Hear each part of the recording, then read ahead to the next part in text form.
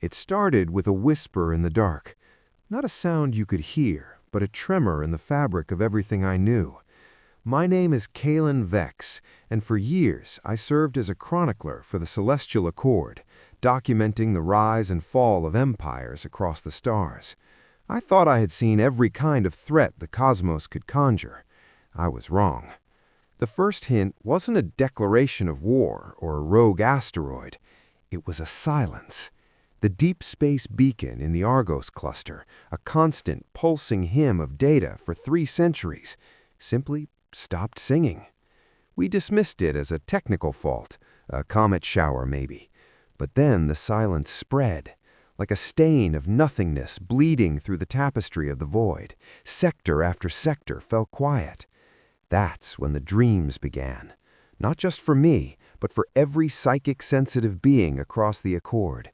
Visions of a devouring shadow, a maw of absolute emptiness that consumed light, sound, and hope. We called it the Hollow. It was coming, and our whispers of warning to the High Council were met with calm, logical denial. They couldn't feel it, but I could. The silence was a scream, and it was getting louder every day. They came not as an army, but as refugees. Legends I had only written about stumbled through our gates, broken and afraid. First was Valerius, the last sentinel of the sapphire sun. His armor, once a brilliant beacon, was cracked and dim, the light within him flickering like a dying star. He spoke of his homeworld being unmade, not destroyed in fire, but erased into a perfect featureless gray. Then came Lyra, the ghost walker of the Mirage Nebula. She was a phantom, a being of pure psionic energy who could bend perception itself. Yet when she appeared in our council chamber, her form was faint, unstable. She said the Hollow wasn't just consuming matter, it was drinking reality itself, and the psychic realm was the first to starve. We were a council of scholars, not warriors. But as Valerius stood with grim determination and Lyra flickered with desperate resolve, I knew my role had to change. I was not just a recorder of history anymore. I had to help forge the weapon that would defend it. Our first fragile alliance was born not from strength, but from shared terror. In the deepest archives, buried under layers of forgotten prophecies, I found it. The Ethereum Codex. It wasn't a weapon, but a lament, written by a civilization that had seen the Hollow eons ago and had fled, sealing away their knowledge in despair. The language was archaic, a puzzle of light and thought. Lyra, with her fading strength, helped me interface with it. The Codex didn't speak of fighting the Hollow. It spoke of a heart of the Genesis storm, a primordial artifact said to be a fragment of the universe's first breath. The text was clear. The Hollow was entropy incarnate. Only a spark of pure creative genesis could hope to counter its void. But the Codex was a tombstone, not a map. It held the why, but not the where. Just as despair threatened to swallow us, Valerius's armor pulsed. A single weak signal echoed from his core memory, a coordinate etched into his systems during his world's final moments. It was a dying whisper from a dead star, a starting point, a suicide mission. The coordinates led us to Elysian, a world from children's fables, a paradise planet said to be woven from solidified memory and emotion. What we found was a graveyard of dreams. The skies were a static, muted gray. The magnificent, ever-changing crystal forests were frozen in silent, tortured shapes. The air itself felt thick with forgotten joy. Here, Lyra's power surged briefly, the environment reacting to her presence. She wept spectral tears as she walked, hearing the echoes of the planet's last song. The heart of the Genesis storm was not here, but the Elysians had been its guardians. They left a guardian of their own, a being of living stone and sorrow named the Keeper. It spoke in grinding syllables, telling us that when the Hollow's shadow approached, the Elysians hid the heart not in a place, but in a moment, a single perfect second of creation suspended in time. To find it, we would have to navigate the tiers of Elysian, temporal eddies where past, present, and future bled together. One misstep, and we would be lost forever, adrift in yesterday, we're trapped in a tomorrow that would never come. Stepping into the first tier was like being unmade. I was a child. I was old. I was being born. I was watching my own funeral. Sights, sounds, and sensations from 1,000 possible lifetimes assaulted me. Valerius, anchored by his rigid sense of duty, became our rock, literally planting his feet and using his armor to generate a stable field. Lyra was both our compass and our vulnerability. She could see the threads of time, but they pulled at her essence, threatening to unravel her completely. I clung to my purpose, to the words of the Codex, using them as a mantra to hold my identity together. We saw glimpses, the beautiful Elysians deciding to sacrifice their paradise to hide the heart, the first chilling touch of the hollow's shadow, a flash of incredible golden light. The key was not to fight the current of time, but to find the one moment that was perfectly still, a silent, radiant heartbeat in the chaos. Following a strand of Lyra's energy, we pushed towards it, the weight of centuries pressing down on our souls. We fell out of the maelstrom into utter, profound peace. A white, featureless plain stretched to infinity, and at its center hovered the heart of the Genesis storm. It was not what I expected. It wasn't a raging furnace or a dazzling gem. It was a small, pulsating sphere of gentle, warm light, humming a soft, lonely melody. It felt sad, ancient, and weary. As I approached, emotions flooded me, not my own, but the heart's. It remembered the joy of creation, the heat of the first stars, the loneliness of eons hiding from a predator that consumed all it touched. It had been waiting for a cause worth its final, glorious expenditure.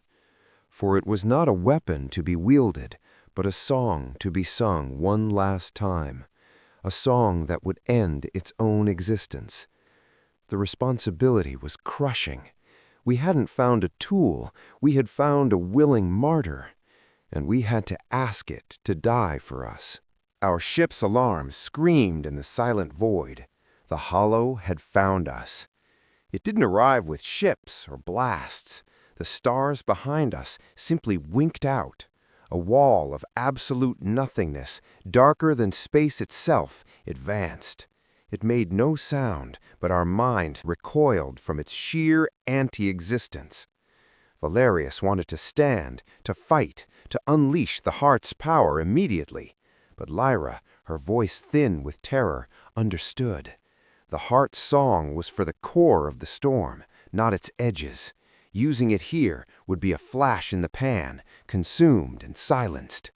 We had to run, not to flee, but to lead. We had to guide this devouring shadow to a place where its own hunger could be turned against it. Valerius plotted a course for the Cerulean Rift, a volatile nebula birthing new stars, a place of chaotic, furious genesis. Our ship, the last chronicle, shot forward, a speck of light fleeing an ocean of dark. The hollow followed, patient, inevitable, swallowing our escape route, light year by light year. The Cerulean Rift was a cathedral of fire and birth. Colossal plasma storms raged, and infant stars screamed into life. It was the most alive place left in the galaxy, and we were leading death right to its heart. Valerius powered every shield, every ounce of energy into our engines, weaving through the stellar tempest. Lyra poured her fading spirit into projecting a psychic beacon, a defiant shout of, "Here we are!" drawing the hollow's focus solely to us. I held the heart in my hands. Its warmth was now urgent, its song building to a crescendo. It was ready. The plan was a fragile, terrible dance. We had to lure the hollow into the densest part of the rift, into the cradle of a forming superstar. At the precise moment of the star's birth, an explosion of pure creation, we had to release the heart's song. The hope was that Genesis and entropy would cancel each other out in a mutual annihilating harmony. We were not warriors charging into battle. We were a sacrifice flying into a supernova. The last chronicle shuddered as the hollow's event horizon of nothingness touched its edges. Systems failed, light died, the very air grew cold and thin. Outside, the vibrant nebula was being painted over with that horrible flat gray. We were at the eye of the storm. Before us, the protostar convulsed in its birth throes. "Now, Kaelen, now!" Valerius roared, his armor cracking under the strain. Lyra gave me one last shimmering look, a smile made of starlight and farewell.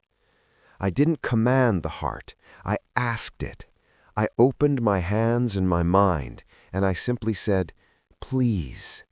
It rose from my palms. For a moment, it was just a little light. Then it sang, not a sound, but a wave of isness, color, music, memory, hope, heat, life. Every concept that existed burst forth in a silent, expanding sphere of golden radiance. It met the newborn star's ignition. It met the advancing wall of the hollow, and for a timeless instant, there was only a blinding, white everything. I awoke on the bridge. Alarms were silent. The view screen showed stars. Normal, steady, shining stars. The Cerulean Rift was calm, scarred but alive. The hollow was gone. The heart was gone. Valerius was slumped at his station, his armor dark, but a steady breath fogged his visor. A faint, warm shimmer hovered near my console. Lyra, reduced to the faintest echo of herself, but she was there. We had survived the impossible silence. But victory didn't feel like triumph. It felt like quiet, like the respectful hush after a great symphony has ended. We had not destroyed a monster. We had balanced a cosmic equation. The hollow was a part of the universe, too, a necessary end. We had just reminded creation that beginnings must always have their say. My hands moved to the console, not to pilot, but to record. I and Kaelen Vex, chronicler of the Celestial Accord. Today we faced the end of all things, and we answered it with a song.